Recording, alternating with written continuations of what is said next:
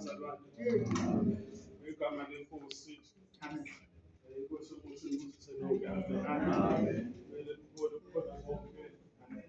Lapha ngokwami ngibingelela lonke baholi igama lenkosi. Amen. Ngibingelele omama bonke abakhona. Dokodo, usisi, obhuti bonke. Sunday school ngegama lenkosi. Amen. Nami ngiyabonga bazalwane ukuthi ngithole ithuba ukuthi ngizokwenza kube kuncane. Umuntu owenza isemoni isikhathi esiningi uba senkingeni ngoba uyahlela iviki lonke ahlele ukuthi uma esefike ebandleni abondle abantwana bakaNkulunkulu ngezwi likaNkulunkulu. Amen.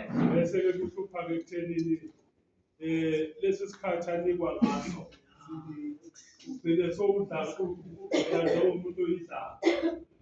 Ugcine sowudla njengomuntu oyidlaba ngoba umthetho wakhona indaba siyiphethe ngokwethu.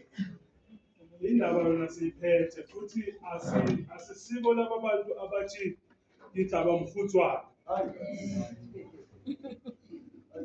Angisiyo mina umuntu ozothi ngidaba mfutswana because indaba siyiphethe bazalwane. Kodwa-ke esakufunda ilokho kokuthi uma kuyiwa ezwini likaNkulunkulu akutatazelwe ezwini. Uma sekuyiwa nje ezwini likaNkulunkulu akutatazelwa ezwini. Safunda kanjalo lesasikhathi kwakungangeneki Soweto. La iSoweto kwakungangeneki ngaleso sikhathi because wawuthi noma ukhuluma abe khona ubaba othi umujahile ungasukumi. Babesho njalo labo baba bathi umujahile ungasukumi ngoba ekuseni sasikubeka nje phakathi nendawo sibeke izitulo bese bakubuza labo baba bathi awuchaze lento yakho boyikhuluma. Lapha eSoweto kwakungangeneki ngaleso sizathu kwenza ukuthi lokho ukubambisisa ngempela. Ube neshow yento ozokhuluma ngayo. Lokho-ke kwasenza ukuthi sibe ngamadoda ngoba izwi likaNkulunkulu lithi yiloyo naloyo ongaqhubeki ngezwi uyindoda epheleleyo.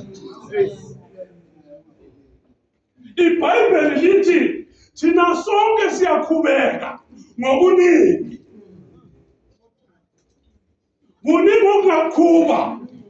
Omunye njoba nginonkosikazi ekhona la kwesinye isikhathi ngama phambi kwenu ngihlukile ekuseni.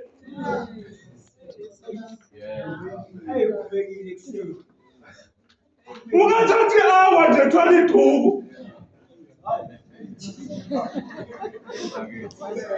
1 hour nje thwala iduku. Leso sikhathi ready mina ngifuna ukuphuma ngapha.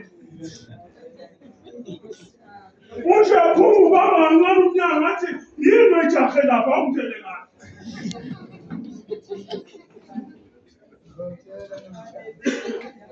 Yabona ukuthi ukhutshwa yini? Uvuke uright ukuthi ngiyaya enkonzweni. Kodwa lesikhathi osibekile ukuthi ngo-9 siyahamba yena uqala phansi ungena ebhangini.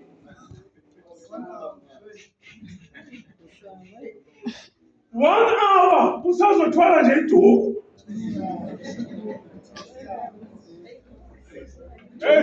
Siyasokola singabobaba. Uthi usathe uthi akutshela ukuthi awulibambe kancane la.